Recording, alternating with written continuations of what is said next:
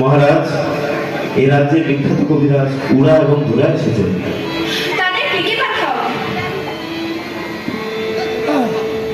প্রণাম মহারানী। মহারাজ, কি হয়েছে?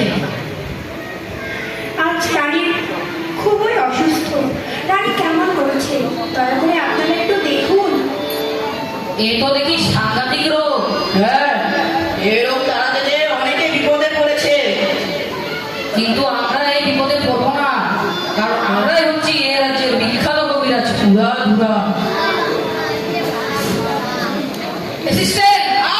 যন্ত্রপাতি বের করো।